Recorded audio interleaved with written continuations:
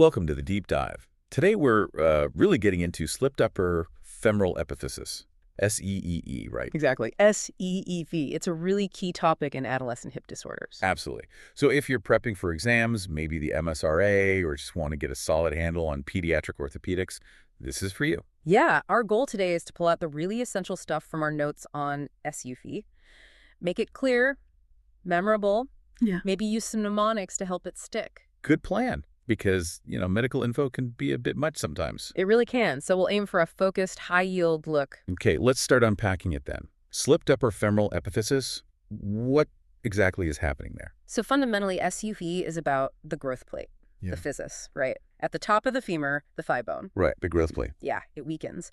And because it's weaker, the femoral head, the ball part of the hip joint, it actually slips off the neck of the femur. Slips off. Okay. And this is mainly in adolescence. Primarily, yes, during that period of rapid growth. Got it. Now, our notes mention different ways it can present. Clinical groups. Ah, yes. Good point. So you can have a pre-slip. That's where you might see changes on an X-ray. Like the growth plate looks a bit wide, but no actual slippage has happened yet. Okay, like a warning sign. Kind of, yeah. Then there's acute SU. That's about 10–15% of cases. It's sudden, often quite severe pain and slippage. Ouch. Sudden onset. Then you've got acute on chronic. This is where someone already has a slow, gradual slip happening that's chronic SU, and then they have a sudden worsening, an acute event on top of it. Right, a sudden deterioration. And the most common type, around 85%, is chronic SU. This is a slow, gradual slippage over time. Symptoms might be milder, maybe come and go. Okay, that's a helpful distinction, chronic being the most common. And then there's stable versus unstable. What's the key difference there? This is really important clinically. So stable SUFE, that's about 90%, means the patient can still walk. They might have pain, they might limp, but they can bear weight. Okay, they can walk. Crucially, the risk of a vascular necrosis, or AVN, where the bone tissue dies off from lack of blood, that risk is lower in stable cases. Lower risk of AVN if they can walk. Makes sense. And unstable. Unstable SUFE, the other 10%, is when the pain is so severe they cannot bear weight on that leg at all. Okay, non-weight bearing. And in these unstable cases, the risk of AVN is significantly higher. It's a much more urgent situation. Right. That ability to walk is a major dividing line then. And the notes also mention grading the slip radiographically. Mild, moderate, severe. Yeah, that's usually based on how much the femoral head has slipped relative to the neck. Often using something called the Southwick angle. It helps, guide treatment and talk about severity. Mild is grade the first, moderate to severe 3. Okay, useful for planning. Yeah. So let's talk cause, the etiology. Why does this actually happen? Well, the frustrating thing is the exact cause isn't fully known. It seems to be multifactorial. Multifactorial, meaning multiple things contribute. Exactly. It looks like an interplay between genetic factors, definitely hormonal changes, especially around puberty, and mechanical factors. Mechanical, like obesity. Obesity is a big one, yeah. Also things like rapid growth spurts. All these factors are thought to kind of converge and affect the strength of that growth plate, making it susceptible to slipping. So hormones, body weight, growth speed, Right. all potentially playing a role in weakening the physis. Precisely. Now, for risk factors, our notes have this mnemonic, obese hormonal growing pain. Let's break that down. Yeah, it's a pretty good one for recall. So O is for obesity. Definitely a major risk factor. More weight means more stress across that growth plate. Makes sense. B. B is for boys. It's more common in boys than girls, maybe a 2.1 or 3.1 ratio. Okay. E stands for endocrine abnormalities. Think things like hypothyroidism or kids getting growth hormone treatment, hypogonadism, even panhypopituitarism. These hormonal issues can directly impact the growth plate. Right. Underlying hormone problems. What about the second E in obese? That E is for earlier medical history.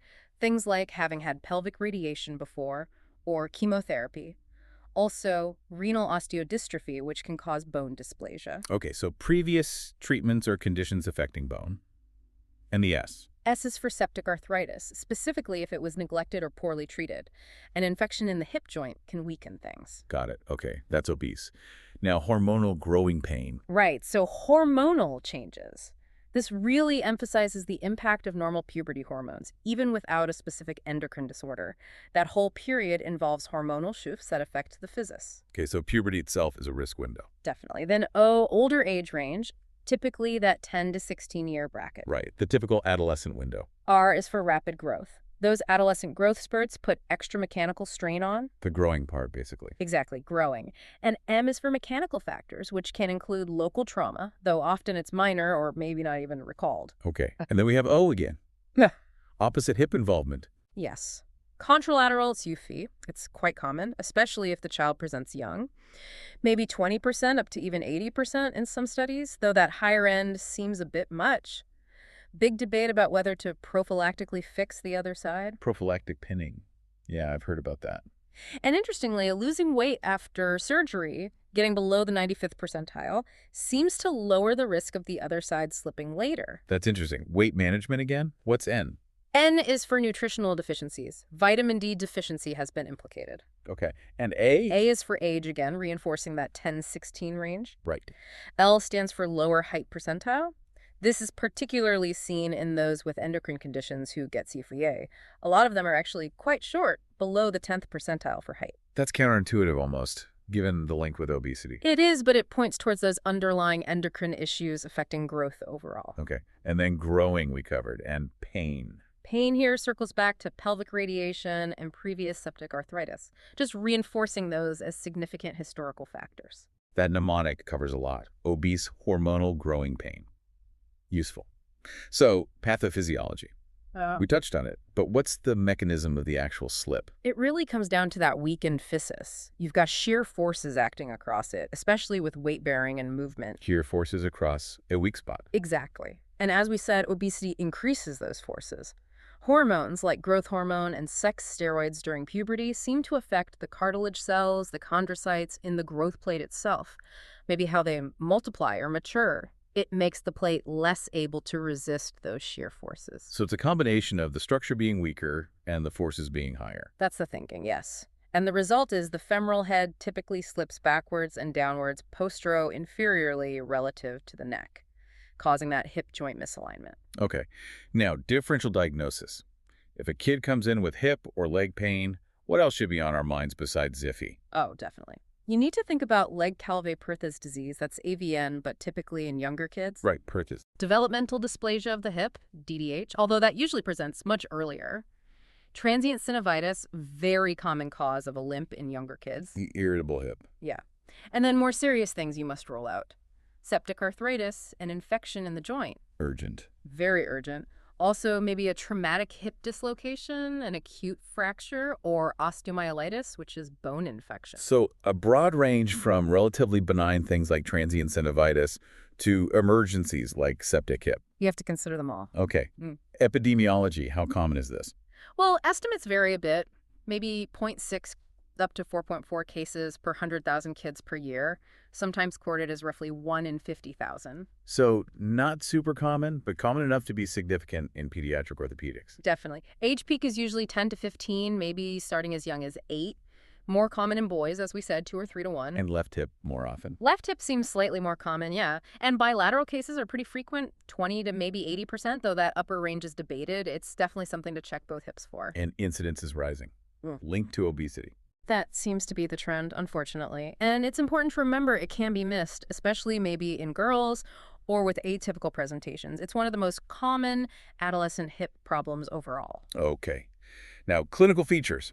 How does the patient actually present? We have another mnemonic here. Painful limp with outward rotation and knee pain. Yes, another good one. So pain is usually the main complaint. Hip pain, groin pain. Or that referred knee pain. Crucial not to get sidetracked by the knee. Always examine the hip in a child with knee pain. Absolutely. Classic pitfall. Then limp. Limping. Very common. The gait is altered because of the pain and the mechanical issue. Makes sense. And the key physical sign. Outward rotation of the affected leg. Yeah. When they're lying down or sometimes when they walk, the foot on the affected side points outwards more.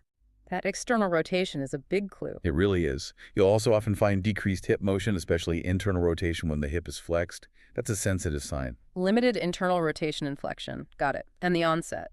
Can be sudden or gradual. Yeah, it varies. Can be insidious, chronic, just a mild ache and limp for weeks or months. Or it can be acute, maybe after minor trauma, with severe pain and inability to walk. or that acute on chronic picture we mentioned. Right. And sometimes leg length discrepancy or muscle wasting. Yes, especially in more chronic cases, you might see some shortening or atrophy on the affected side. Okay, so suspicion is high based on history and exam. What investigations confirm it?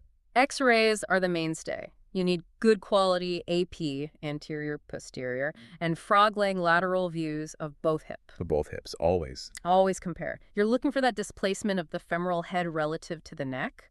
Early signs can be subtle, maybe just some widening of the physis or some fuzziness. And that line, Klein's line. Exactly, Klein's line. On the AP view, you draw a line along the top edge of the femoral neck. Normally, it should intersect part of the femoral head. In SUFE, the head slips down, so the line might intersect less of the head or none at all. That's a key sign, especially in mild slips. Okay, X-rays are key. Ultrasound? CT.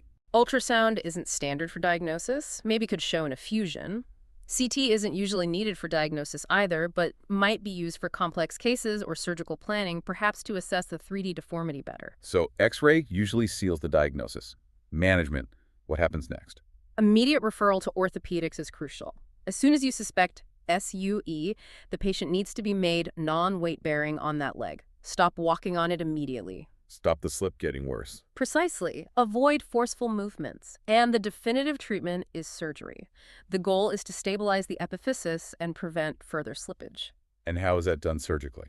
The most common method, especially for stable slips, is in situ fixation with a single screw. It's usually minimally invasive. They place a screw across the growth plate to hold the head in its current position. Pinning it in place. Essentially, yes. For more severe slips, or maybe some acute slips, sometimes an open reduction is done.